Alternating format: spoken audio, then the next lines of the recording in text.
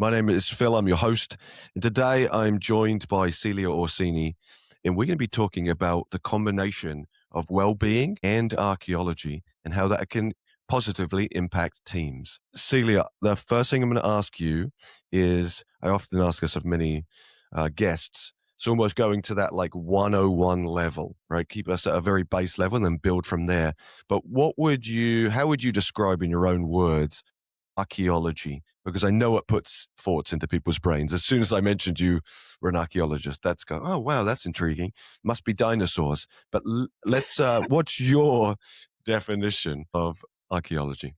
Right. Well, first of all, I'm really, really happy to be here with you today, and I will try my best to be as clear as possible and to keep it as low key as possible. So, for me, archaeology, I'm going to give you a definition that's very personal.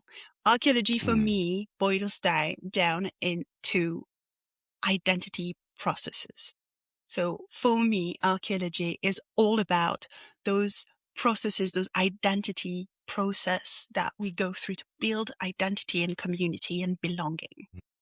Does So I that make love sense? that. So it's really, how do we exist in the world? Would that be like that sense of belonging? Like how do I fit? It's literally, for me, the act of digging into relationship, how we relate to one another and to our environment. And when we study archaeology and the societies of the past, what we want is to understand the person, how it belonged, what he did to belong to a community, and how this community belonged in its larger environment. And that's why it's so fascinating. And that's why, for me, it makes sense to transfer the skill of learning how to belong to our modern societies. It's fascinating because there is so much evidence of our past that we can bring into our present and into our future. And I think that often we don't lean on that enough. We are in the present very often. We're really focused on what's happening in front of us, but we're not using the past to influence that. How was archaeology for you? How did your interest garner? How did you realize this connection? Was there something in your past that were like, I need to find something. I need to find a puzzle piece that fits for me. What was that for you?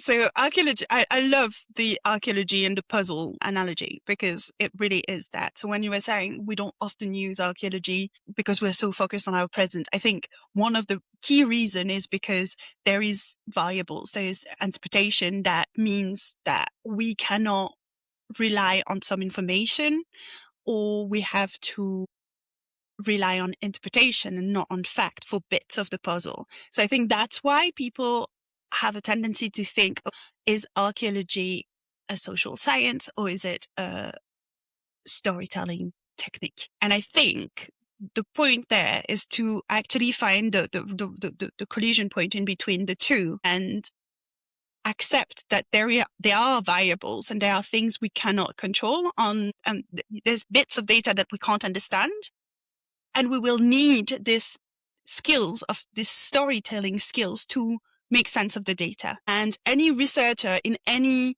discipline that tells you, oh, I found the truth, is most likely wrong, because research in any discipline means that we are in a constant state of work in progress. So this puzzle attitude, this constant looking for the truth and never actually being able to find the truth, has always been fascinating for me since I was a child. This was a deep passion.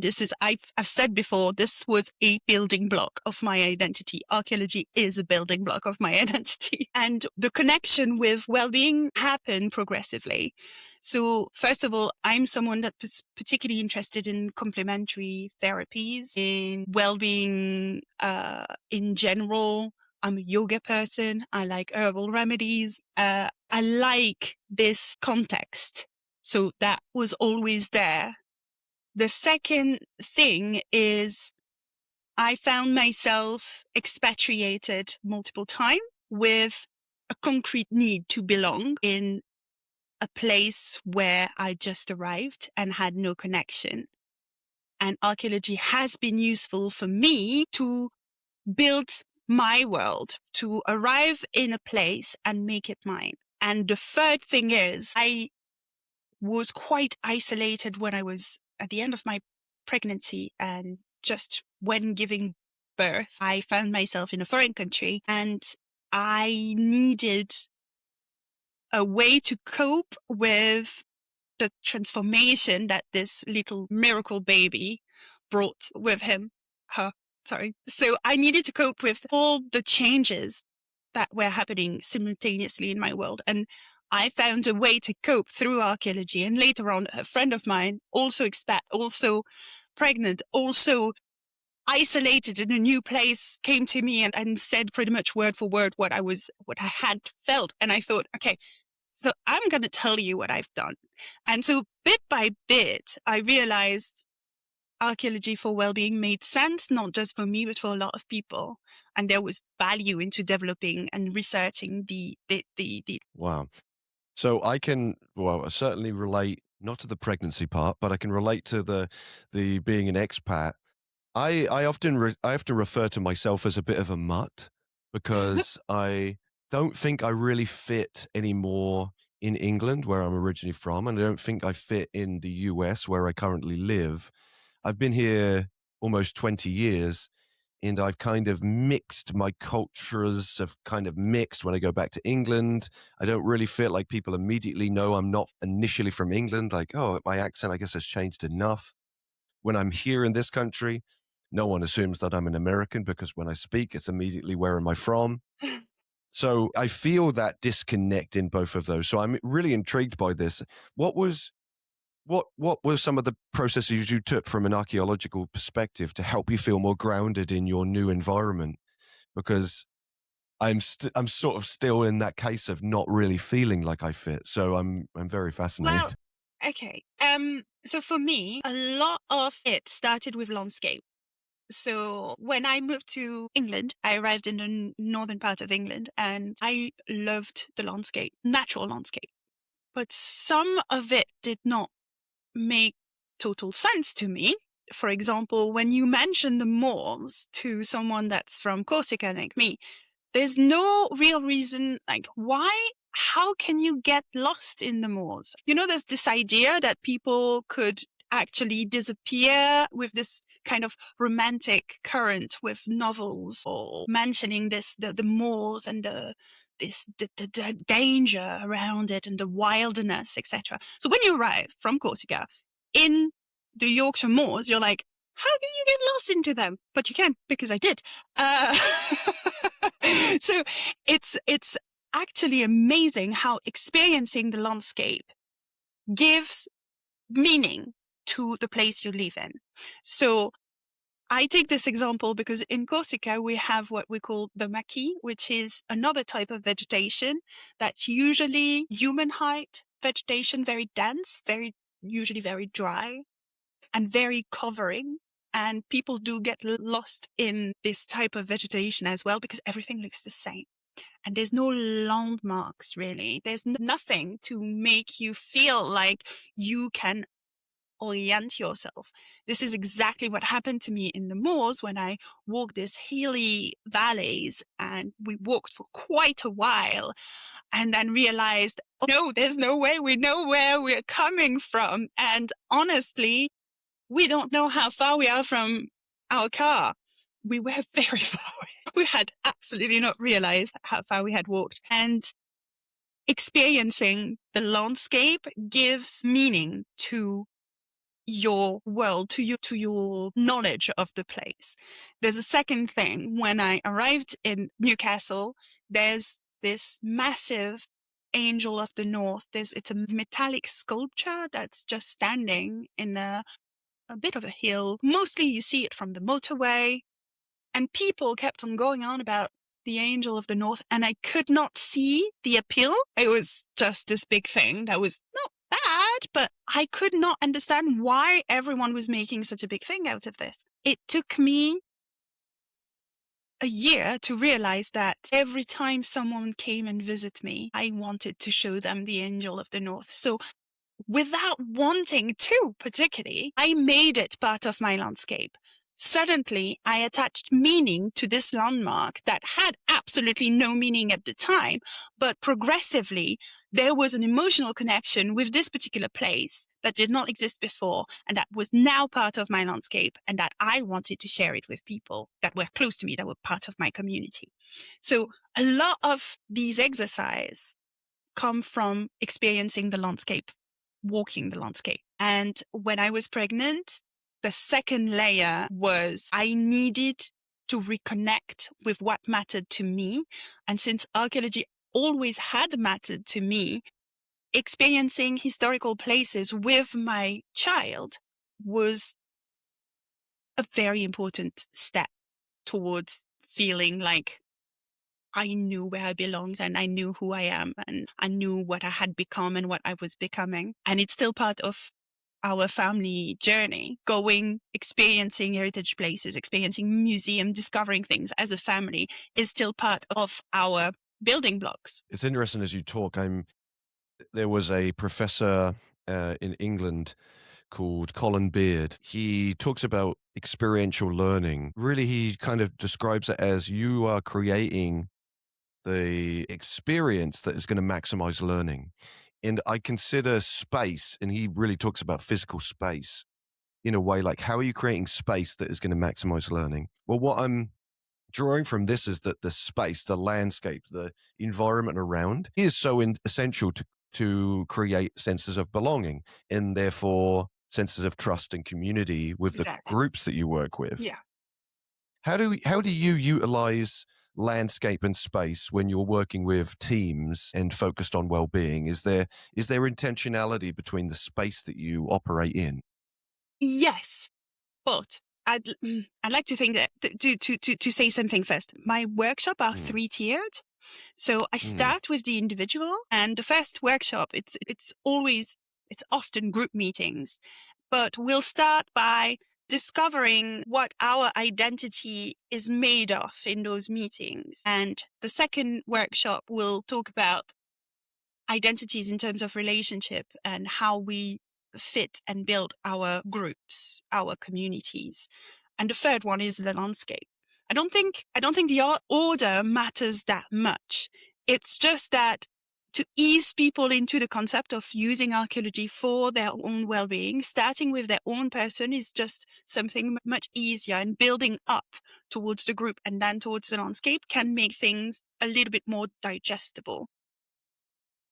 Yeah, there's something in social emotional learning. We call it self, others, and collective. And you follow that plan. So it's very Exactly. much aligned with your idea of your three layers, because self, and then it's the Yeah. people closest to you, and then the larger community around you. Exactly. What I like to do in teams is discover if there's a difference between the place they live in and the place they come from. So we mentioned that as expats, we arrive in an environment that's very different to us. Maybe we really like it, maybe we don't. How do we adapt, and what can we do to actually start building relationship with our landscape? And in teams, even when people haven't traveled that far and they don't call themselves expats, they come from the next town or the other part of the country, there's always this sense that there's not a lot of people that were born in Frankfurt and work in Frankfurt and have never moved and never experienced. In the teams I work with, most of the time, people have moved, not always from very far, but they have moved away from their hometown. And I think it's really important to talk about archaeology and identity as a fluid process, to remind people that since identity is something that is built, there is things you have decided to keep and to bring with you. There are bits of you that are important, that come from your past and from inheritance, from the way you grew up, from the place you grew up in. And there's the rest of your identity that comes from what you've chosen for yourself, how your environment, your present environment impacts you and who you are. I think it's really important to remember that, because archaeology has been manipulated in the past. It can be very political. It can be used in the wrong way. What we want is to put the decision back into people's hand. Identity is a matter of choice. You've already made choices. Did you realize? Tell me, what choices have you made that made you? I'm really resonating with this idea of like you're building your identity and in so many layers. It's almost like the I think it's is it igneous rock, which is all the layers. And it's like you are building your own substructure that you're bringing into your environment, and yet everyone's doing that too. So it's like you've got all of this combination of this different archaeological perspectives of your humanity brought together into this team. How do you operate with all these different people? Once people have decided themselves and you've delved into the individual, how do you then take that into the team? I think what's interesting is once people feel a bit more comfortable about what we're going to do and what archaeology is going to be doing for them, there is already the first step is to open up communication, right? And ease communication. And so in order to do that, we're going to practice empathy and we practice putting each other in other people's shoes. And to do that, we talk about ourselves because we need to sometimes see our story reflect in others to understand someone's story, to relate, to give him more space. So the second, when we talk about relationship, I love this second workshop because we talk about food, which is another passion of mine, eating. And so I like using food as this universal medium where people can just explore and recognize what they've borrowed and see their own story reflected in their partner, so their members of their team. And it creates very deep, meaningful connection. And for me, it's the foundation of trust with people.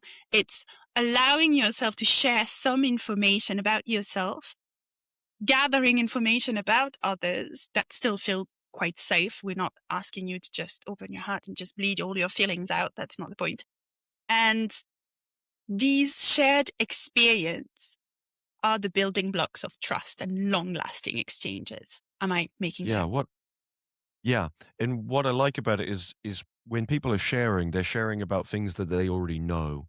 You're not asking them to share unknown things. And the reason I bring that up is often I hear people saying, like, think about if you could, or, really adding in this kind of metaphorical lens, which can be challenging for people, but you're really just asking them to share about themselves. What have you noticed on the times that you've done this? What have you noticed as the outcomes to your approach of the free workshops? Like, what are the end results? The end games is to ease communication, reopen communication, and create teams that are efficient at exchanging information. I work with teams that often think in silos, and that can have a considerable impact on their work. And it slows down their efficiencies, and it usually kind of slows down innovation and creativity at the same time. So what we want to do is bring them to a level where communication is not difficult anymore. Communication with a colleague might not be perfect, might not be fluid. We might not be best friends with them, but we need to have enough trust to be able to exchange the information that we need and that he needs from us. And that's the end game. The end game is to open up communication channel and reestablish trust. And to do that, in my opinion, empathy is a very important skill to practice. And so that's why those workshops are here for. They're here to work on our empathetical leadership, our empathy as a skills, not as a personality trait, but as a skills. Develop ways to communicate with our colleagues, with our team members. That means it's going to exponentially improve our efficiency. Again, I'm not there to make you best friend with your colleagues. Shared experience may create friendship, and that's great. But and if that is an outcome, it would be just really, I would find it fantastic. But my job really would be to actually allow communication to flow. I love that because it's something that there's a phrase that gets used that's connection before content. So before I teach anything, I want to connect with people. But I would always sort of reframe that to say the connection is the content. Like the purpose is to connect, and then anything that comes from that is a bonus. And I That's think that lovely. Yeah. what you're suggesting is the same thing of like, if we can truly empathize, if we truly connect, then the other stuff byproduct of that is all really great. But like the true piece is for us to understand not only where we come from, but where others come from. Without getting too political in the landscape of the world at the moment, but that seems to be something that we are missing, is the idea of connection, but connection between people that we might find as different to ourselves.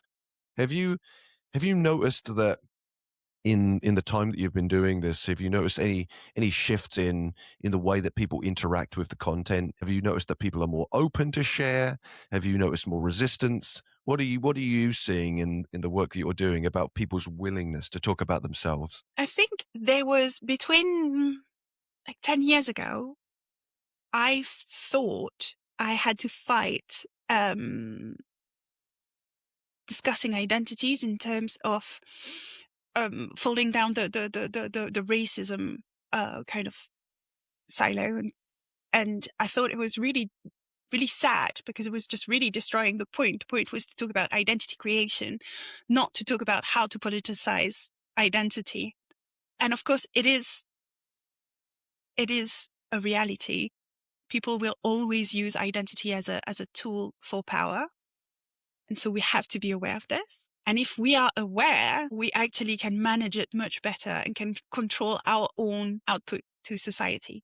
So I used to be particularly focused onto getting people to talk about themselves, their identity, empathizing with other group without bringing colonial thinking into it or racism or that kind of trap. And I find myself less and less worried about it. What I found is that people's interests have slightly shifted into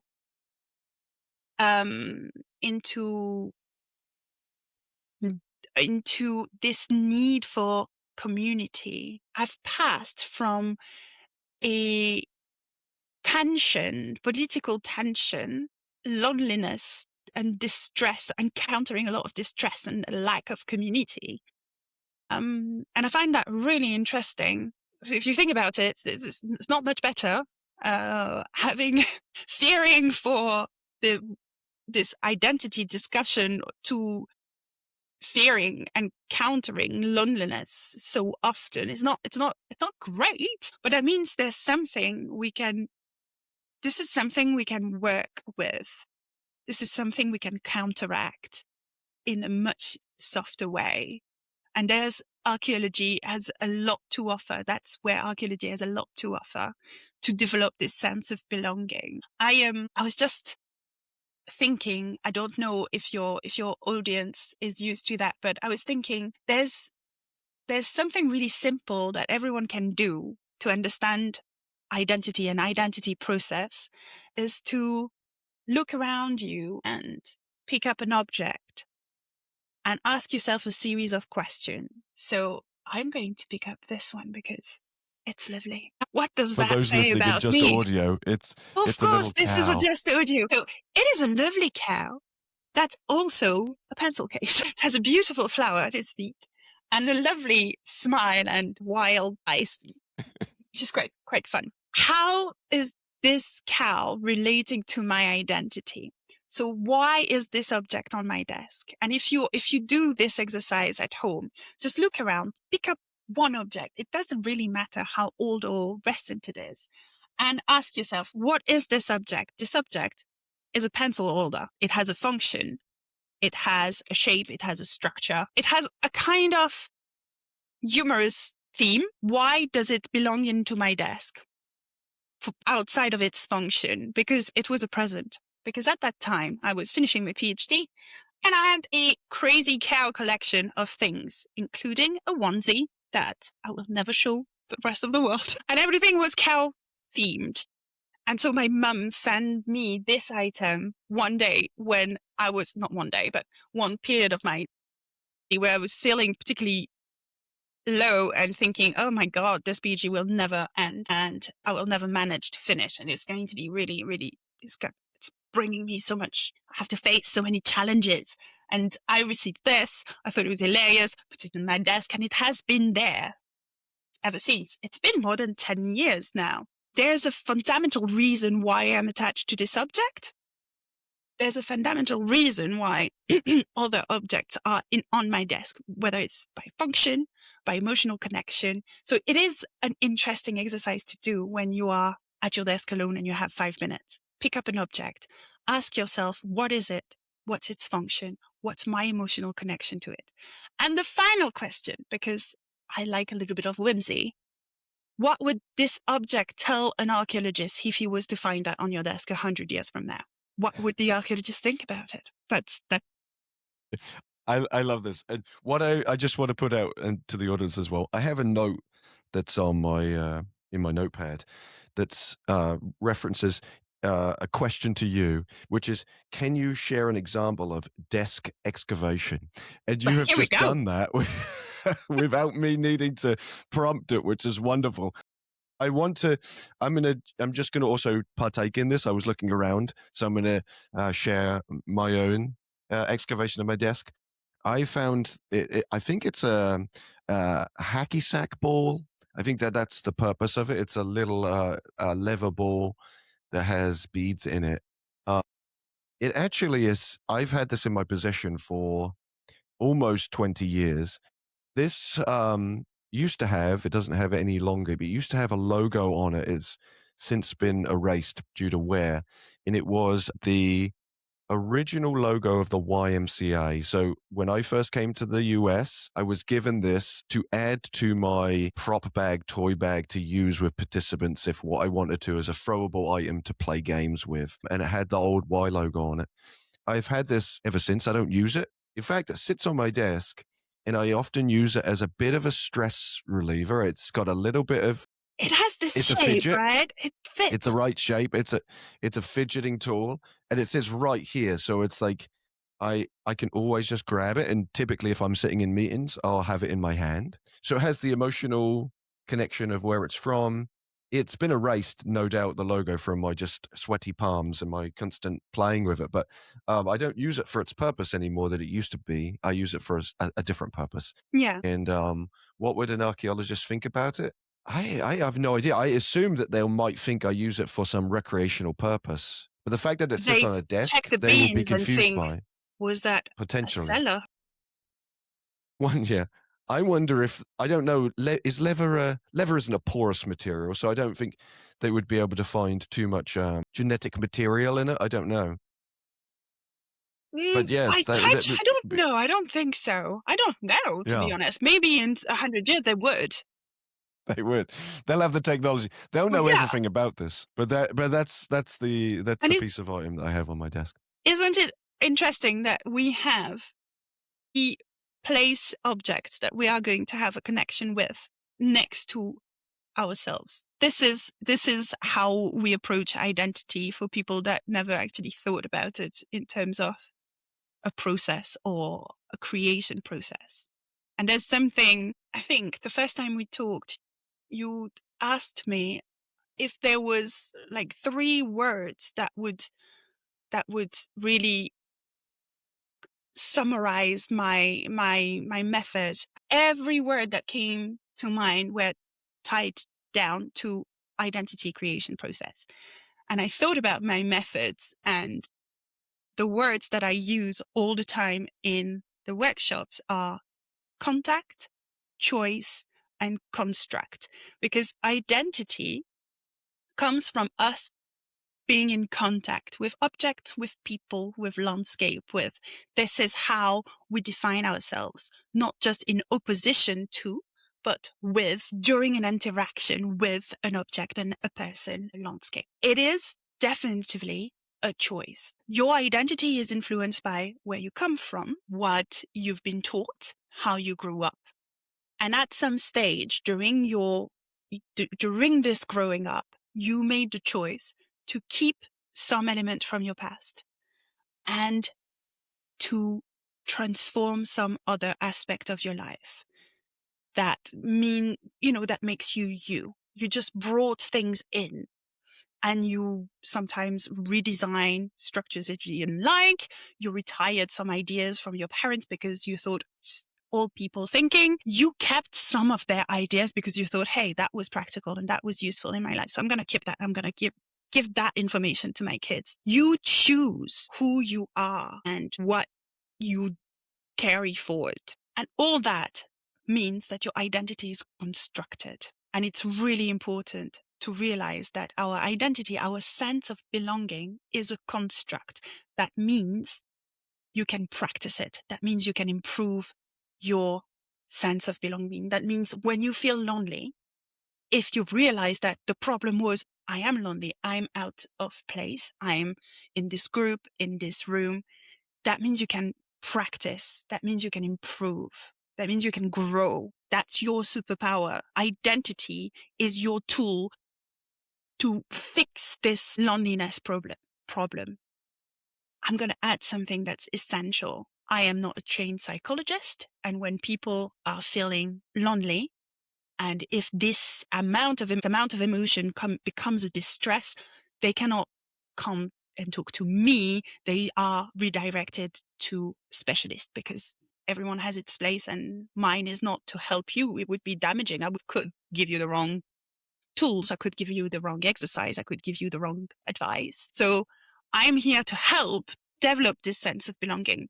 I am not here to cure mental distress. There was, I was talking to a therapist and they were describing the difference between therapy and therapeutic. Mm. The work that I do and the work that you're doing is therapeutic. Yeah, which exactly. means that it's meant to create a sense of belonging. It's meant to evoke emotion. It's not there to diagnose and give medication after the fact. But what it does is very powerful and important because of that. That I think I was reading somewhere that we're currently in an epidemic of loneliness. So what you're suggesting is incredibly essential in this moment to be able to redefine community and redefine belonging and reignite sense of community. So I just want to express thank and gratitude to you because I think that the work you're doing is very, very essential, very, very important. I appreciate like even that moment of taking a little miniature desk excavation that I had this realization of the importance of an object that was sitting on my desk that probably I hadn't attuned to in a big way recently. So I want to thank you for that. Celia, this has been a real joy. So I'm hopeful that people listening to this have also resonated and are already starting to extrapolate how they connection, how they have contact, choice, and then construction, those three words that you've referenced. And if they have any desire to reach out to you, I'm going to put all of your contact info in the description of this episode. So I encourage people to reach out and engage in archaeology for well-being. So you can Celia, also thank you so download much. a small ebook about another exercise that you can do at your desk. And so you'll find a link to a free ebook from Celia in the description so you can check out more information there. So thank you, Celia.